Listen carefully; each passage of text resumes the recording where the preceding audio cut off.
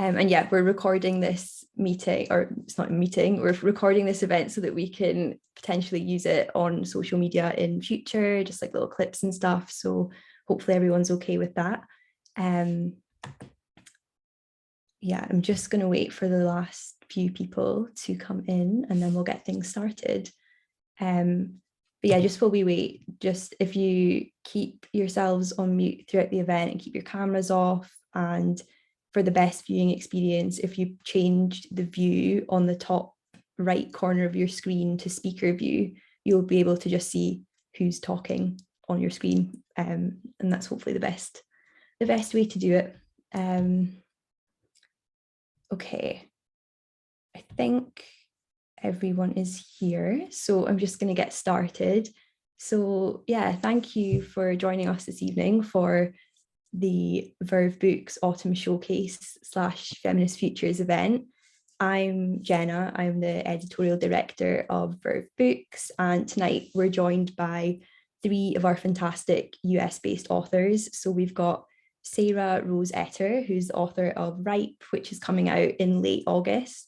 We have Anne Heltzel, who is the author of Just Like Mother, which is coming out in September, and Stephanie Feldman, who's the author of Saturnalia, which is coming out in October, just in time for Halloween. So welcome to all of the authors. In terms of what to expect tonight, I'm going to very soon hand over to the authors to give you some exclusive insight into their books. And then we'll move into discussion questions, which will be asked by me.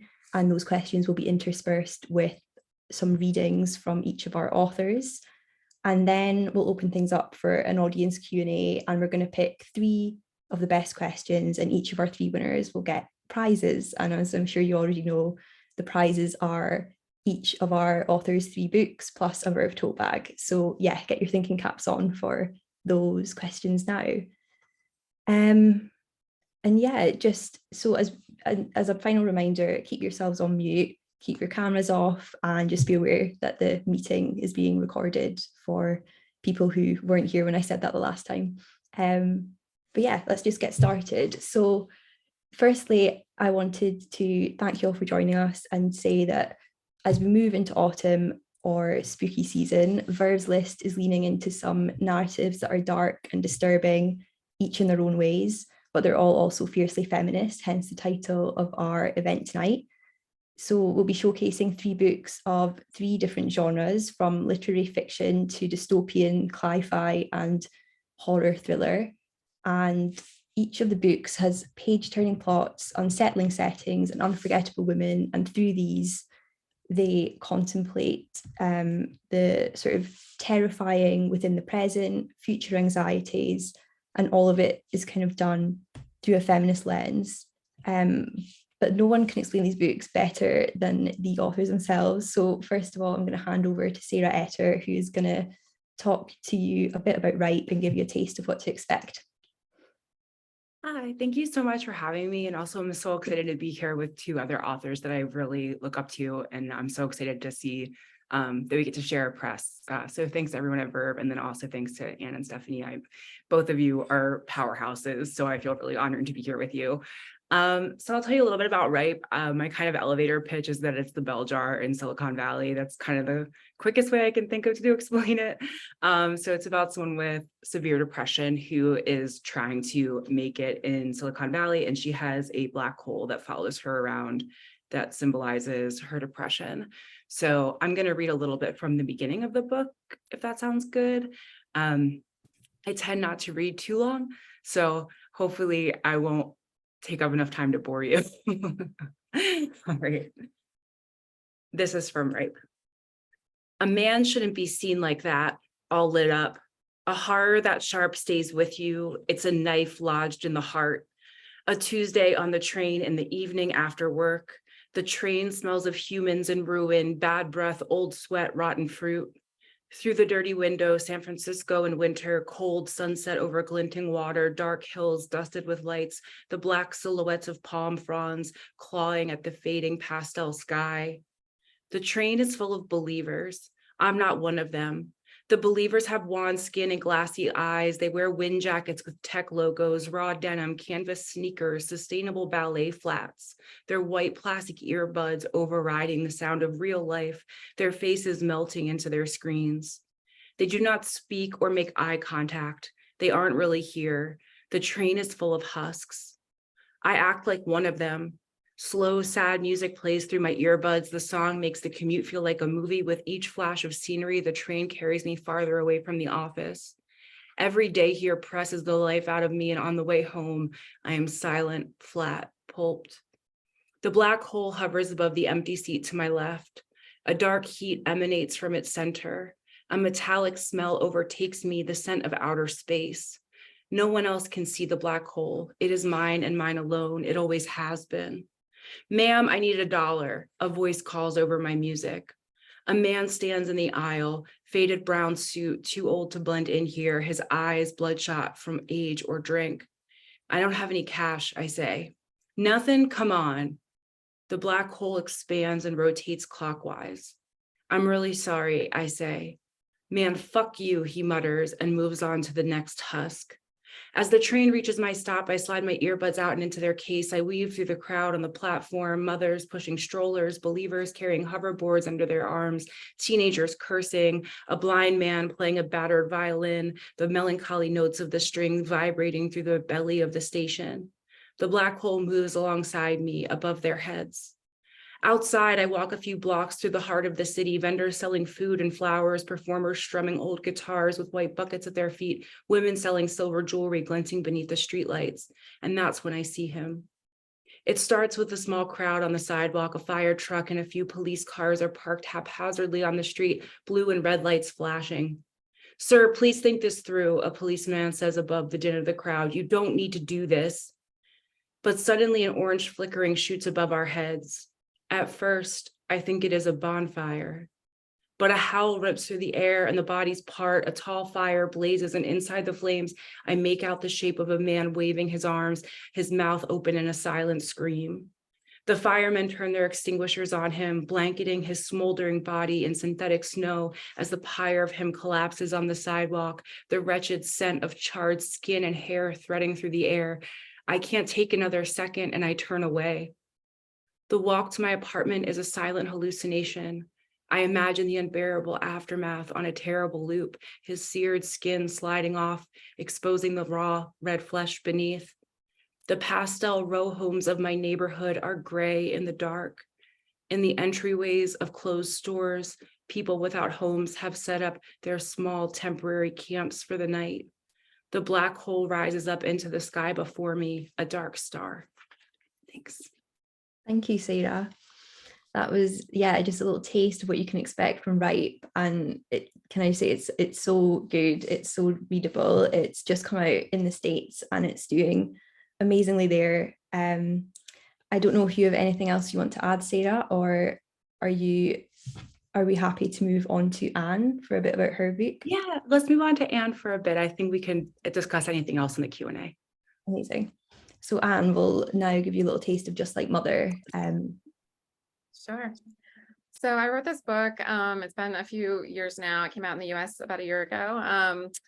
But I wrote it during a time in New York when a lot of my friends were starting to have families or build families and settle down. And I started to feel just a sense of alienation from a lot of the people around me, and sort of became aware of the ways that even in friendship and the best of intentions, the women in our life can sometimes reinforce some of the pressures that we feel already from society. And it just, through questions like, do you think you might actually want a partner, or maybe you don't want a partner? It's okay. And like, you've still got time. Those sorts of questions from well-meaning friends and family. And it was funny because in New York, it's just a weird thing where people, it operates differently. And I came from the Midwest and I just didn't expect to feel that from my community in New York City. And I felt like I'd sort of missed a memo, like we're all on the same page until you hit 35. At which point we're no longer on the same page and we were supposed to have been putting in motion these other plans. And so I wrote the book sort of about the various women's ambivalence toward or fear of motherhood, and the way everything about motherhood feels to me sometimes so deeply ingrained that it may as well be a cult.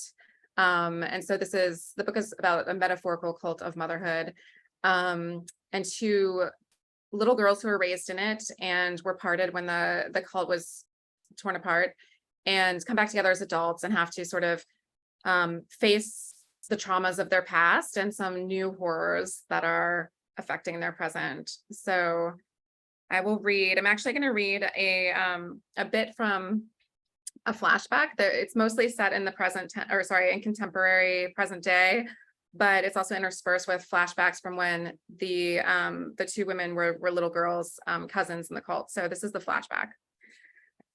And by the way, there are multiple mothers raising them. So if the word mother is repeated multiple times, it's because it's referring to a group of women, not just one mother. It is my birthday, and I have run from the house with boy in my arms. I am barefoot and my feet are scratched by a million brambles, but I don't slow until I reach the barn and beside it, the old car. The keys are in the ignition like always. For a long time, it seemed to me that the mothers just sat inside and the car magically went wherever they wanted it to go, as if it could read their thoughts or functioned as an extension of their desires. Then one day, mother took me to the grocery. I trust you, she said, it's time. I saw the way she turned the key, the way her foot pressed the pedal to make the car go. The car no longer seemed any more magical than the tractor or the machine we used to cut grass. But there was magic in taking the road all the way to the end, farther than I thought it could stretch, and following its bends past cornfields, a stream, even other cars like our own, until we reached the market. The market was packed to the gills with food of all kinds, crunchy crackers I'd never seen before, cereals with marshmallows, cans of orange fizz mother called poison, and people, all the people, kids just like me, walking through the aisles like it was just a normal day. When a man crossed in front of me at the end of the aisle with pastas and grains, I nearly tripped into him. Excuse me, he said, smiling. I stopped and stared until mother gripped my arm hard and yanked me back over to the sauces. I'd seen men come into the house, but their eyes were always glazed, like when our cows got sick. Men aren't like us, mother had said. Seeing one walking around with the ease of belonging was a shock. I will go to that market now. I will find that man and give boy to him. He will know what to do. I fumble with the door on mother's side, my heart pounding. It creaks open, screaming from rust, and the light inside flickers on. I hear shouts up the hill and glance back. Mother's forms are rocketing toward me. Hush, hush, I say to boy as I slide in and nestle him on the passenger seat. I close the door and lock it, then fumble with boy's belt. Buckle your belt, mother said, it isn't safe. I want to keep boy safe more than anything. That's why we have to go. I pull the belt over boy and slide it into the clasp with a hard click, looking up in the mirror at mother's forms, just a dozen yards away now, not far enough at all. Boy mews, confused, then opens his mouth to wail.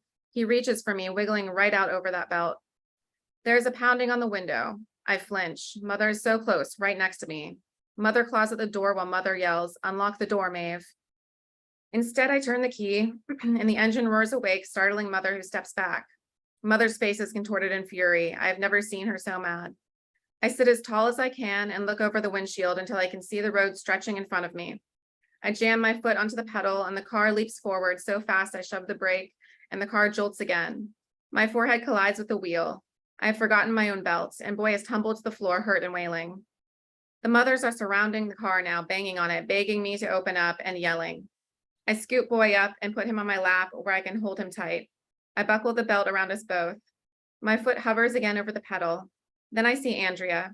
She presses a palm to the window by my face. Her face is streaked with tears. May, she says, don't go. Remember our promise. I remember our promise. I think of it. I hesitate, reach for the lock on the door. Then I remember the secret inside the locked room. Andrea will be okay here. The mothers will take care of her. Boy, I feel it deep down in my bones, will not be okay if he stays. I face forward and press my foot on the pedal, straining to see the road. We roar forward. I leave Andrea behind. As the house recedes behind us, fading along with all their screaming voices, I'm not prepared for how dark it is or how bumpy the road. I keep one hand on boy's belly and keep the other hand on the wheel, but it's hard to keep it straight and I can barely see over it. It's slick from my sweat and difficult to turn. The trees brush past me and we take a left at the end of the long road onto a paved road, the one I'm sure leads to the grocery. But as we go, boy wailing, I'm no longer sure I turned the right way. I feel hot tears sliding down my cheeks and I blink rapidly to keep my eyes clear. Just a little further, I tell Boy, don't you worry. I focus on the yellow line on the road and try to keep the car right on top of it so we don't leave the road. Some cars come toward me head on before they blare their horns and swerve around. Why don't they follow their own yellow line? My tears turn to choking sobs. The yellow line curves. I don't see what's beyond it, but I keep the car centered on it. I'm doing so well, and surely the storm must be close. I follow the line so carefully around the corner, and when the truck comes and blares its horn, I can't understand why it's breaking the rules, why it hasn't found its own line to follow, why it's heading straight toward us instead of around us like all the rest. When it hits us, Boy is jolted from my lap, and there is an emptiness beneath the seatbelt where he was before. The car tumbles, rockets. The wheel no longer any good, and anyway, I'm not reaching for the wheel anymore. I'm desperately grasping the air to reclaim Boy, his wails reaching me around the noises of horns and breaking glass. The car hits its side and skids that way down the road for a long time. When it stills, I'm hanging on my side from my seatbelt, and Boy is nowhere to be seen.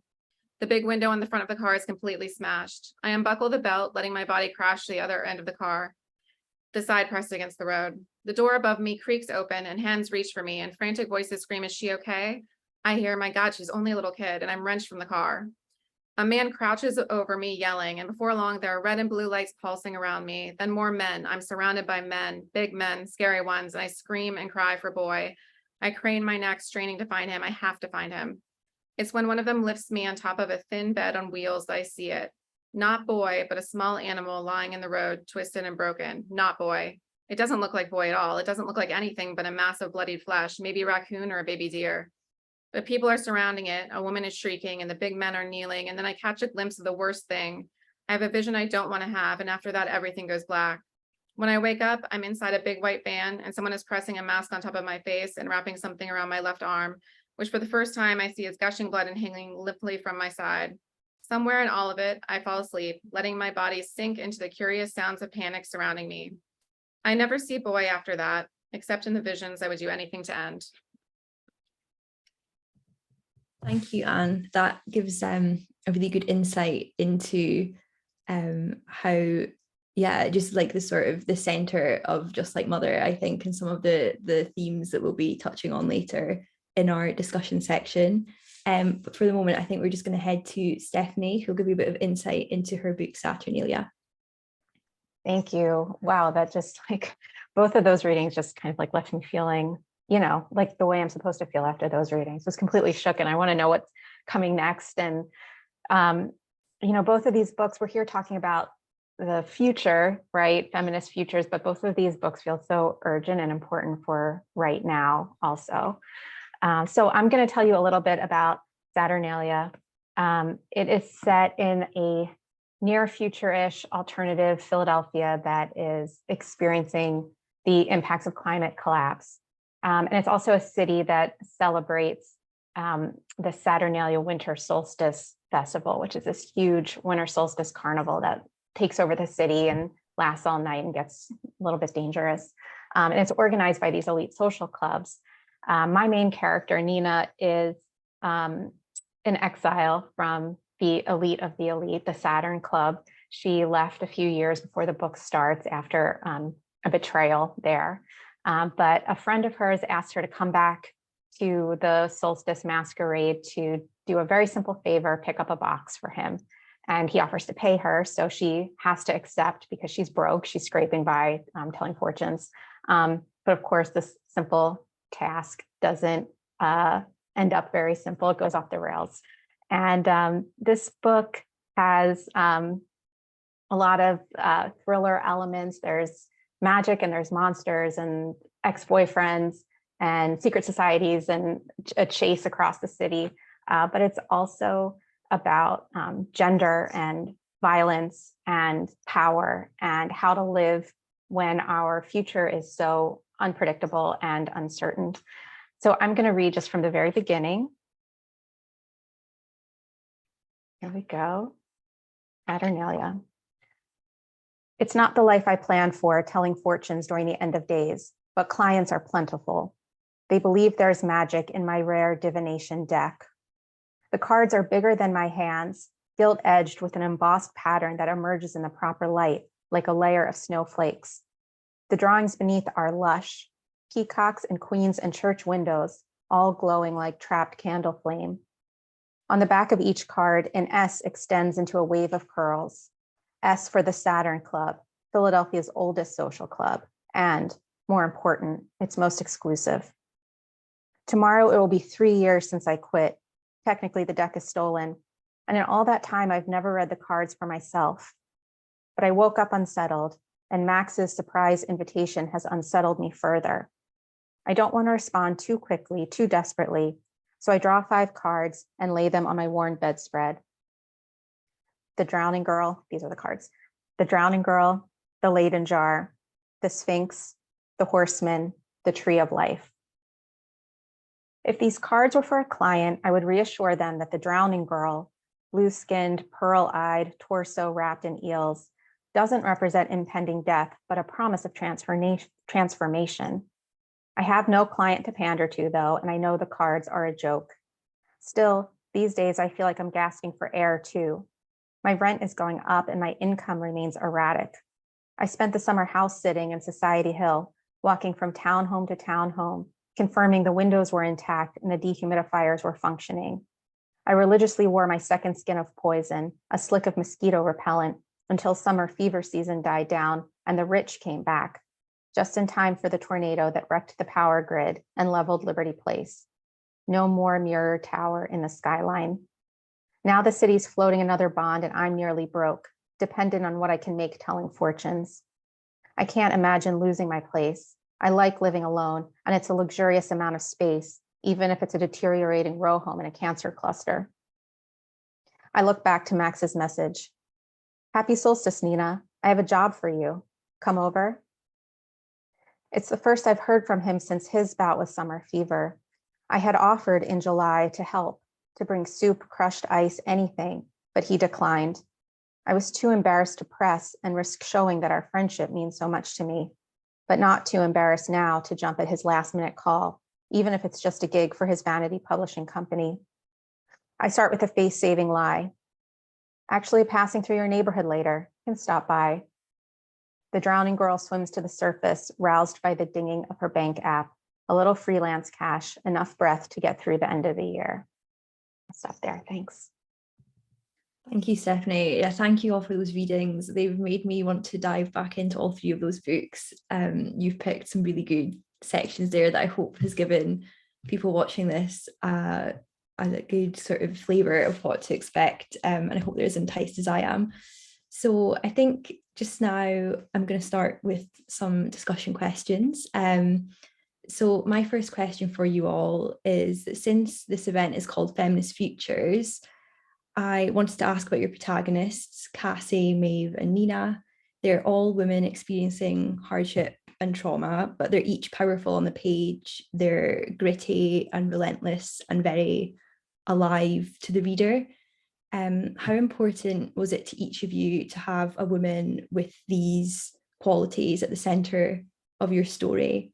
And I think I'm going to go to Sarah first to discuss Cassie from Ripe. Yeah, hi. Thanks for asking. I don't ever go into this writing and thinking I'm going to write a feminist book. I think those labels are things we tend to add after the fact in order to like make sense of art and kind of put it in a category. And I feel the same way when people ask, like, is it surreal? Is it, nonfiction? Is it memoir? Is it fiction? Like, I feel like those are all things that come after you go into the world of the story and hopefully like do the best you can with it. And I think with Cassie, she is relentless in the capitalist sense, where she wants to do better than her parents and she wants to, make more money and be secure. But I think in other ways she's very vulnerable. And so she's kind of been like an outlet for me for kind of my weakest parts and my weakest moments, when the days where you feel like you're too depressed to go to work, but you still have to go. So I think she's a combination of relentless and also vulnerable. She feels a lot, I think, even while she's like depressed and numb. I think she does feel, the magnitude of the world around her.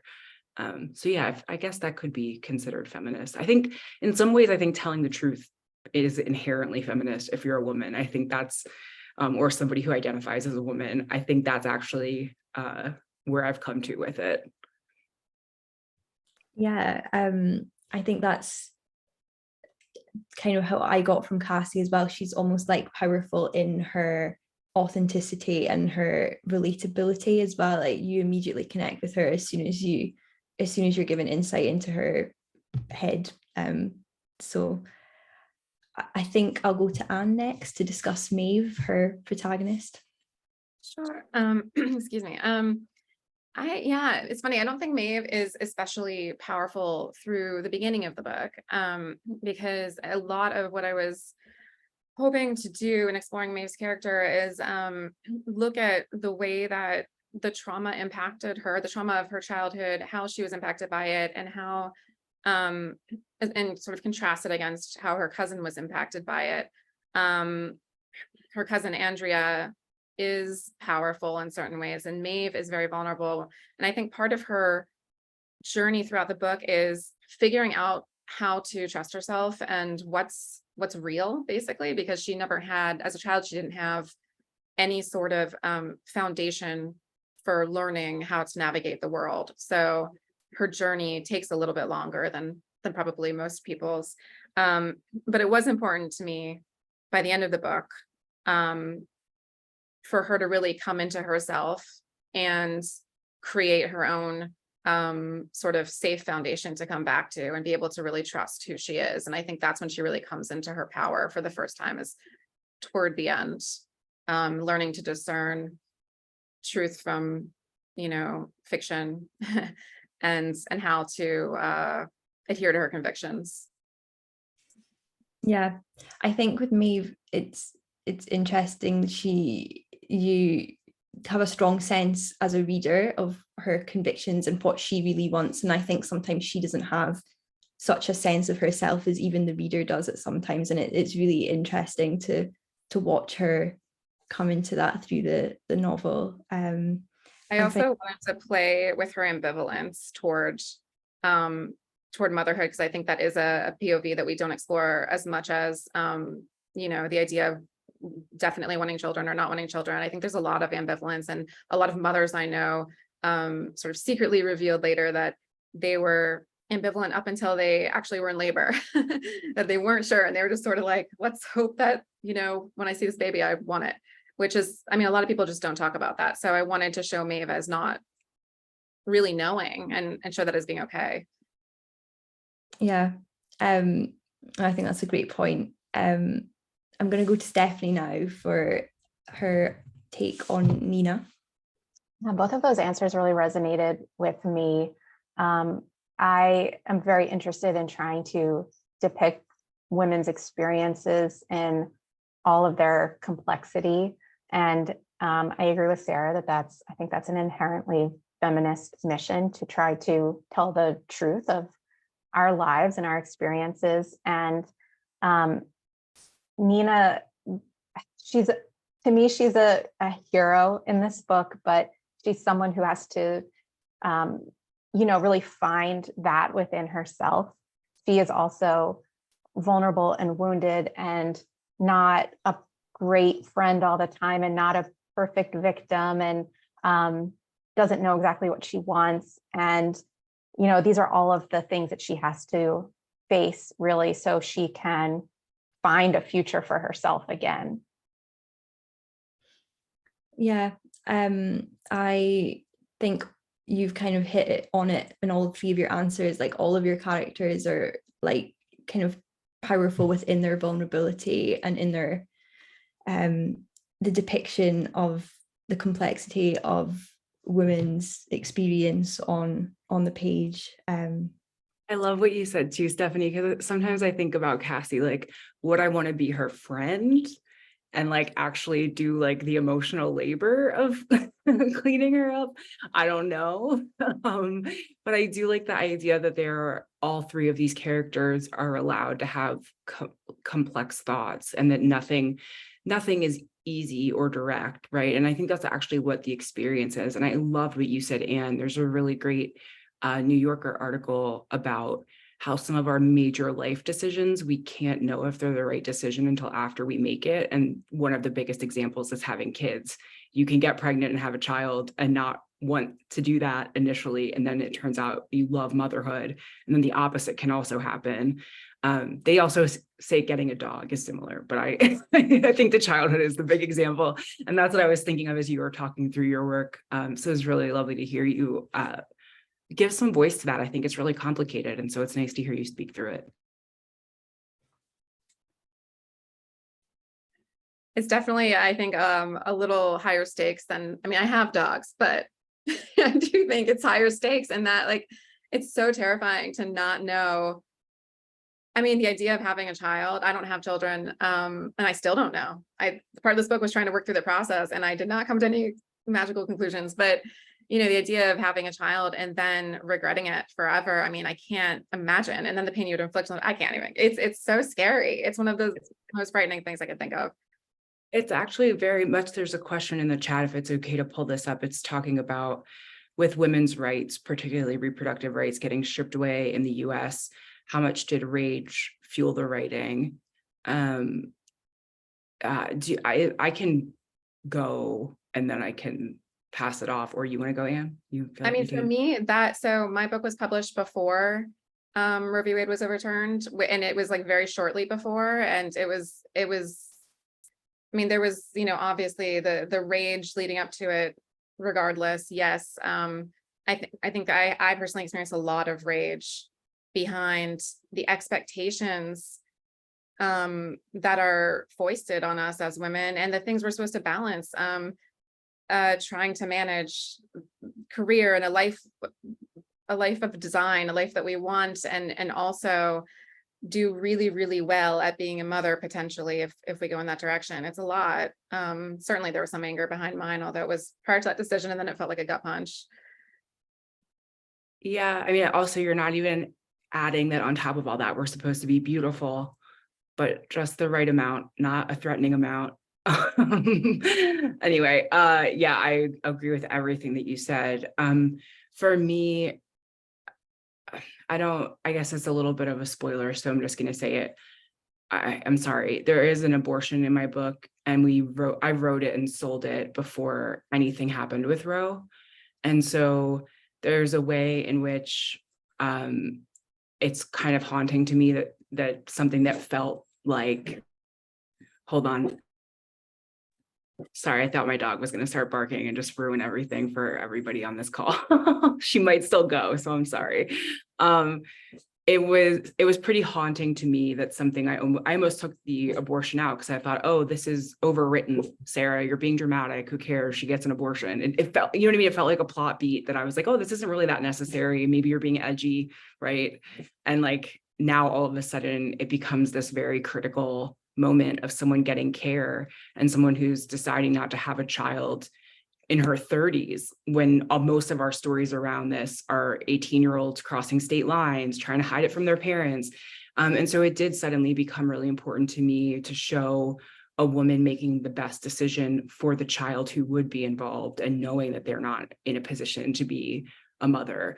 And so, yeah, I mean, it's complicated, but yes, I'm very fueled by rage right now. And I think, I mean, I was living in a state where we lost our rights, and I moved, and I feel like we were all mad for a few news cycles, and it feels like it's mostly died down, and that makes me incredibly sad. So yeah, Stephanie, on that sad note, I will hand it to you. Yeah, thanks. I am angry. I'm always angry. I've been angry. My characters are angry. My women characters are all mad about so many things. I also finished Saturnalia before Roe was overturned, and when I was creating this world, like I said, it's a lot like our world, but I try to make it like, what if a lot of things keep going wrong? And so one of those things is there's a small scene that refers to the fact that, you know, Roe has fallen, and that the characters don't have access to abortion care in Pennsylvania, but they can still go to New York. And right now, Pennsylvania, you can still get that care, but it's, you know, who knows what's going to happen in the future. And it was really difficult to see a lot of these sort of worst case scenarios begin to come true after I had finished writing. And I feel a little bit like with certain things, like a witch. I was like, oh my gosh, I saw the future the way like my character Nina wishes to, or I like wrote some things into being, which I know I'm not that powerful, but it's just very eerie. And, it'd be nice if, things stop getting worse, I guess. But it's going to take all of our rage to make that happen. I feel so similar to you. This is my second book where I sort of predicted my future by about 5 months. And someone was like, why don't you write the next one about winning the lottery and just like do a nice one? Maybe in the next book you like fall in love and win the lotto. I'm like, I don't know if we're going down that path, but I know. Why do I have to be like all into, the horror and dark stories? I need to like write romance. I mean, that question is basically what I was going to ask next, which, I mean, my question was going to be, how much does anxiety about the future fuel your writing? So I guess a good question is your writing more fueled by rage or anxiety about the future of feminism? Any of you can start. Yeah, I mean, I think I'm in a unique position. Like, this book was written like shortly after my father died, and then we went into lockdown. So I was really just kind of stuck alone with this grief, and it was really a pressure cooker. And he had asked me to write this book. So like, I never intended to write a San Francisco book or anything like this. So I actually think I would have written something probably entirely different. This one was really fueled by him. I mean, I would kind of ask myself every day, like, would he love it? Would he be excited by it? And so weirdly, I think this one was fueled by grief for me, which is kind of funny because I know that's like outside of the options of anxiety and rage. But I do think it was a mix. Like, definitely there's protest scenes in the book that were informed by living in Austin and seeing the Black Lives Matter protests and seeing police brutality happen like right outside my window. So there are definitely components of just being angry that the world is the way that it is and not seeing a solution. I think this book is really trying to show an individual up against a lot of systems that she has no control over, whether it's the housing crisis, climate change, her body, right? Like capitalism. And so I would hope that it's a way of showing people that there are others who feel this way. And I don't know, there's not an easy solution to any of this. There's a man that lives under Cassie's window in San Francisco, and she can hear him suffering. And I spent a year working in Silicon Valley, and I had a man who lived under my window, and I could hear him suffering for the whole year that I was there. And we were just sort of weirdly tied together, and I couldn't really help him, but I could hear him in so much pain. And it's kind of like, what do you do with that, right? Like, what am I going to do? I can leave food, I can leave money, but like, I can't actually offer any real help. And so I think that fueled it too, a feeling of anger and helplessness that all these things keep unfolding, and it doesn't always feel like we have any control, other than they tell us, go vote, which, sure, but also, I don't know how that feels for Anne or Stephanie. I'm not sure if they're fueled by anxiety. For me, for sure, anxiety is a component in it. I mean, I was definitely grappling with that question of whether or not to be a mother, very aware of my waning timeline. At the time I was single and I didn't have, frankly, the money in New York City to be a single mother. That's just an inconceivable task, especially working in publishing and as a writer. It felt like, it was sort of combined with anxiety over capitalism and just financial insecurity. And actually, I wound up using a portion of my book advance to pursue fertility preservation, just to, in a way, give my mind space from it. So there was certainly a lot of anxiety, and the book I'm writing now is, it's always just really, for me, the writing process is exploring questions of like, what if this? It's a fear I have amplified or distorted or put in, a slightly more exaggerated scenario. So I think the best writing for me comes from a place of emotionality, and I have to really dig into what's on my mind, what will interest me for a year, what will still be on my mind, and what feelings I have about it. So. Saturnalia really came out of my anxiety first with the last president, and feeling like all of these structures, social structures and conventions I had taken for granted were now, could not be taken for granted anymore. Safety that I was lucky to have could not be taken for granted anymore. And also climate anxiety. And I think, this is a big question of Saturnalia is, what do you do when you don't know what comes next? And how can you protect yourself without giving into selfishness entirely? And that it's not just about protecting yourself, but it's about protecting, the community. And, this is something that the characters are fighting over. And there are a lot of characters in the book, to come back to capitalism, who are just like, we can hoard wealth, we can hoard resources, like that's what we're going to do. And, that's the challenge that faces my main character, Nina. Is that what she's going to do, or is there another way? So yeah, this book definitely came out of my anxiety about the future on many levels. It's such a good answer. And I think I see so much of myself in both of your answers. So I'm glad that you gave a voice to it. I totally agree with the idea of, and I think you brought up being obsessed with an idea since you have to stay in it for so long, and sort of having this OCD. And I think that kind of gets into one of the questions about whether you think of the plot or the characters first. I think that would be a good one to kind of talk about. For me, I always have a female protagonist named Cassie. I don't know why, but I've just kind of stuck with her. And you can kind of read this book and the Book of X and a few of my short stories as being about the same person in different ways. But for me, it's the first line. The first sentence has to have, like a whole world in it. But then I do plot pretty heavily because I have a full-time job and I feel like I can't waste a lot of time. So typically I outline pretty heavily and then break it down at the scene level and put those scenes on index cards. And I'll just pull a card, kind of like tarot, and write a scene every day. And that's been super helpful for me because I started off with like, 1,000 words a day, but I realized that it's very easy to write filler.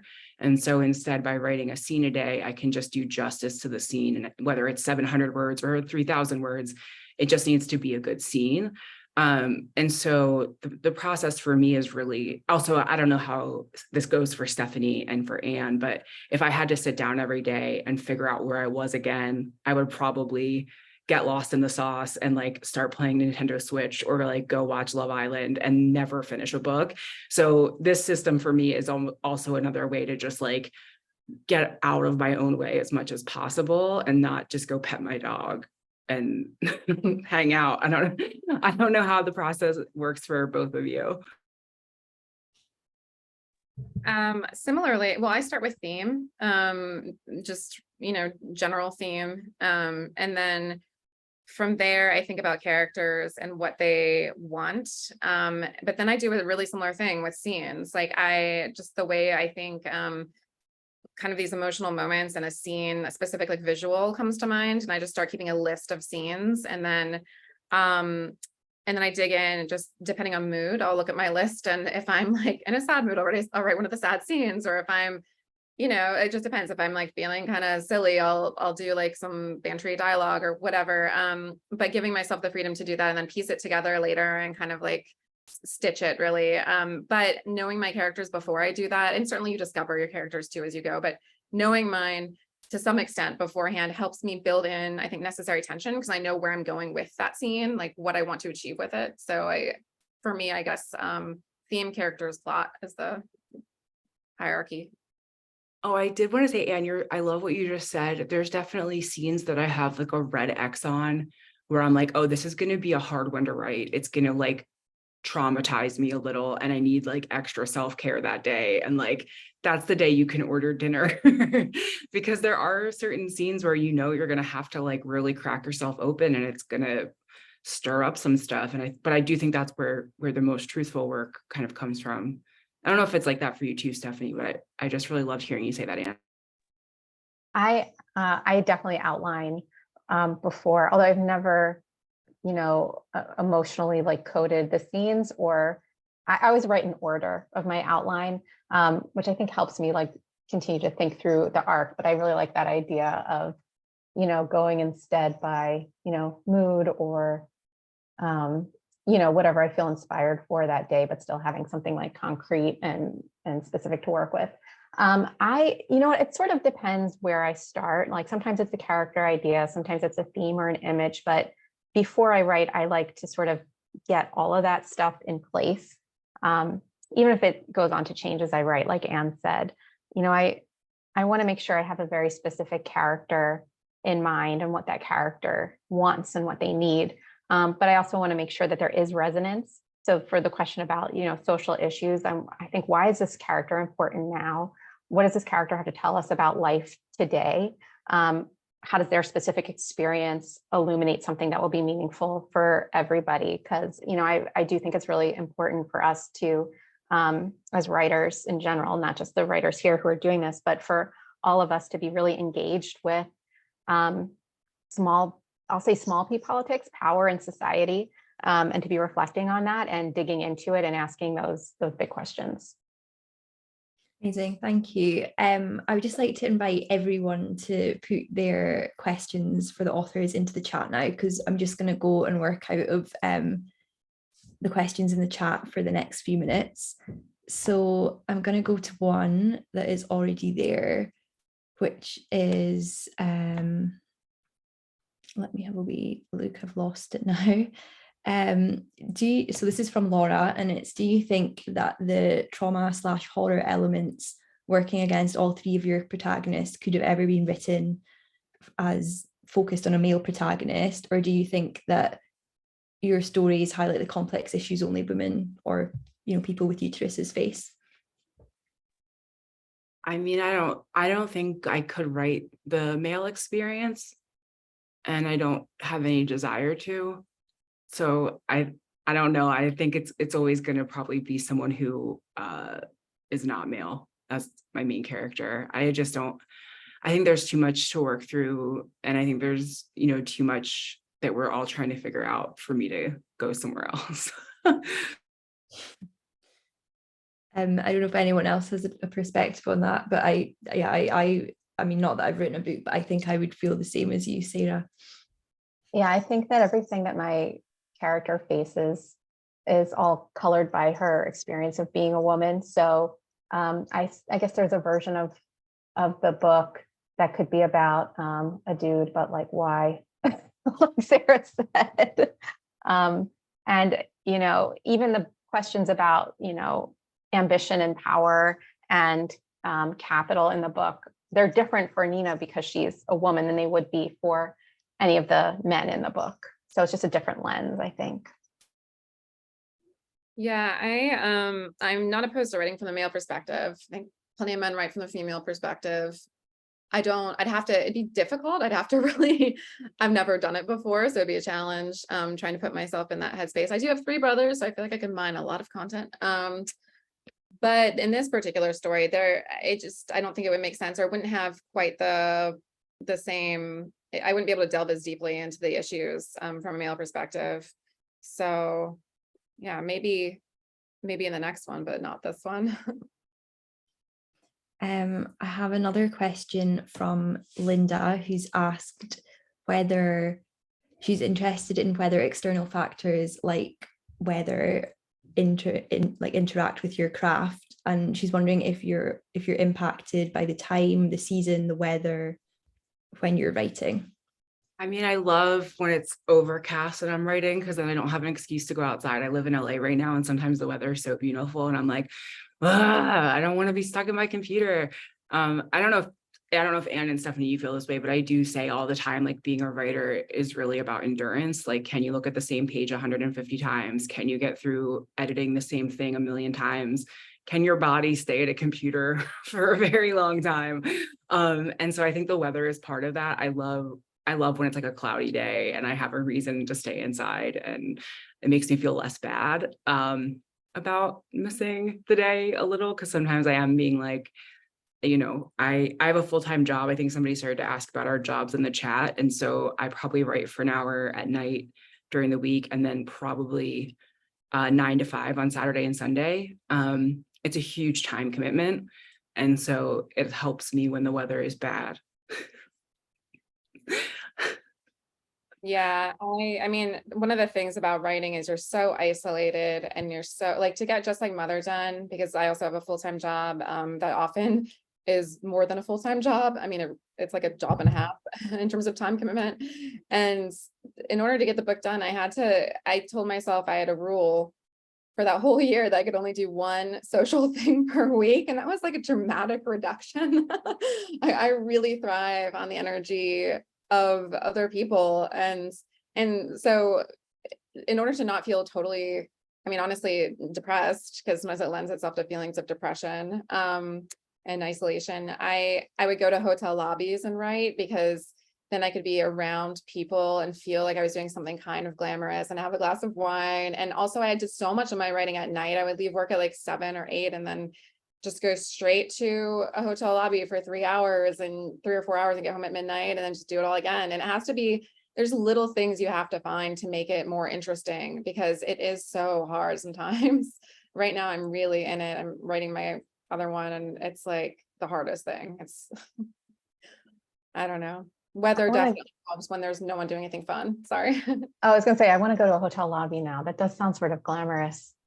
This question made me realize that how important seasons are for my work. And I definitely think of my stories as being like, is this a winter story or a summer story? Like Saturnalia obviously is a winter story. And, I think the weather is also coming more and more into the subject matter of the book, because our weather is changing. And I want my stories to reflect that reality, because it is reality.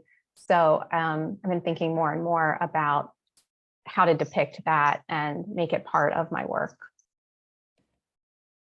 Thank you. Hannah's asked, what would each of your hopes be for your books if they were to be adapted for the screen? Any one of you can start. She also says that she thinks it's interesting that you're describing writing your work as visual as images or scenes.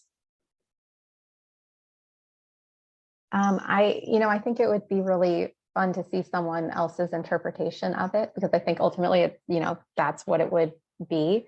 And I don't feel very like possessive over the story in that sense. Like, I think it would be cool to see what someone else has to say about it.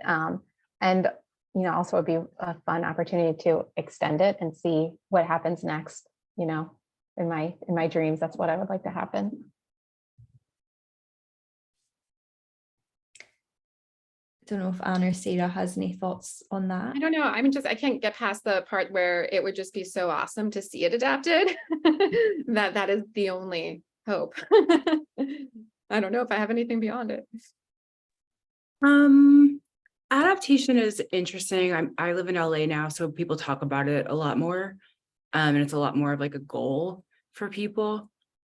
I think of adaptation as like a scratch off lottery ticket. Like, if I win the lottery, that's really nice. But ultimately, I don't know how to say it without sounding like a jerk. I have a really amazing producer and director attached for the Book of X, and we haven't really shopped ripe because of the strike. So it's been really hard to think about adaptation in the middle of a strike, because there's not much you can really do. Or at least I haven't been having meetings or conversations, which has been kind of helpful, because it is a lot of free meetings. I used to get really excited about it, but it's a lot of like, people want to talk and then you don't really get a check for the talking. And when it's like an hour of your time and you're supposed to be really grateful because it might be a big studio or like, whatever. And so navigating that is a whole nother job on top of trying to write a book, publish a book, and then sell copies. And so in some ways, even though the strike, first of all, I'm in support of the WGA, I'm in support of the strike. In some ways, it was helpful for me as this book came out to be able to just dedicate myself to the physical object of the book versus like also adding all these meetings on top of it and trying to get an adaptation. It is super hard to get anything made in Hollywood. So I feel like I have pretty reasonable expectations that like, you don't go into this. I didn't move out here for adaptation reasons, if that makes sense. But you always pray, you hope. Thank you. I think I'm going to go to a last question now, just based on the time. So I'm going to go to, one that is asking, where and when would you each recommend reading your books? Outside, just before bed, by candlelight? What time of the day? What location would be best for your readers?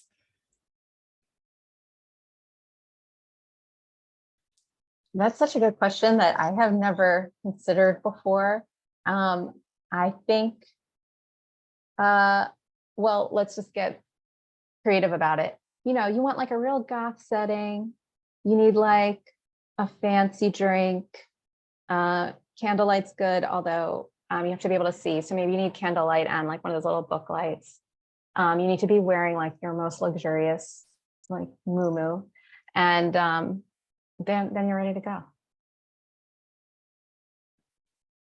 Yeah, I mean, mine takes place in the woods, mostly, partly in New York City, but partly upstate where I live now in the woods. And I think kind of upping the atmosphere and creep factor. It'd be nice if it were read in nature, maybe with some really good whiskey on the rocks.